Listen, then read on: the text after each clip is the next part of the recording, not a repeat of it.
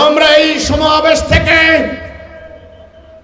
আমরা এই বার্তা দিতে চাই, প্রচলিত বিদ্যমান মানুষের তৈরি আইন বাদ দিয়ে আল্লাহর দেওয়া আইন, আল্লাহর দেওয়া বিধান কায়েম করতে হবে। আমরা প্রস্তাব করেছি মানুষের তৈরি সুদ ভিত্তিক অর্থনীতি, হানাহানির রাজনীতি বাদ দিয়ে আল্লাহর কোরআনের উপর ভিত্তি করা রাষ্ট্র ব্যবস্থা কায়েম করতে হবে। আমরা পরিষ্কার করে বলতে চাই, আমার ইসলাম বিশ্বজনীন জীবন ব্যবস্থা, এখানে উগ্রবাদের কোনো জায়গা নেই, এখানে মব সন্ত্রাসের কোনো জায়গা নেই,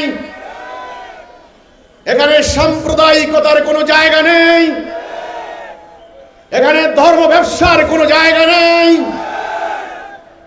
এখানে নারী নির্যাতনের কোনো জায়গা নেই। ইসলাম শিল্প, সাহিত্য, সংস্কৃতির পথ রুদ্ধ করে না। ইসলাম একটা উদার নৈতিক জীবন ব্যবস্থা, বিশ্বের মানুষের মুক্তির জন্য, মানুষের সমাজে বিরাজিত বৈষম্য দূর করার আল্লাহ প্রদত্ত ঐশিক ডিভাইন গাইডেন্স।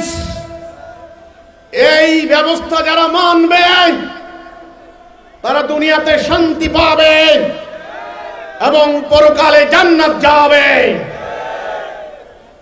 আপনারা কি আল্লাহর দেওয়া ব্যবস্থা চান? রাষ্ট্র চলবে আল্লাহর দেওয়া আইনে। রাষ্ট্র চলবে কার আইনে? রাষ্ট্র চলবে আল্লাহর দেওয়া আইনে। আপনারা কি সুদ চান? আপনারা কি ঘুষ চান? আপনারা কি অপরাজনীতি চান? যদি না চান তাহলে আজকের এই সম্মেলন থেকে এই শপথ নিবেন, হাজার হাজার মুক্তিকামী জনতা, মোমেন নরনারী, যার যার এলাকায় গিয়ে পাড়ায় মহল্লায় এই বার্তা পৌঁছে দেন, হে মানুষ, মানুষের তৈরি এই ব্যবস্থা প্রত্যাখ্যান করুন, আল্লাহর দেওয়া বিধান কায়েম করুন। আমরা কি চাই? তোমরা কি চাও? মুক্তির গ্যারান্টি,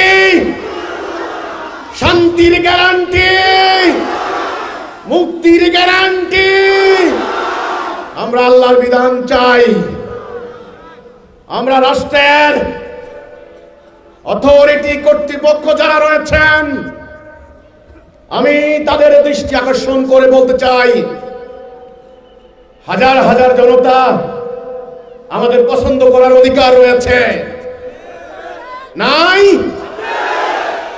আমাদের মানবাধিকার রয়েছে।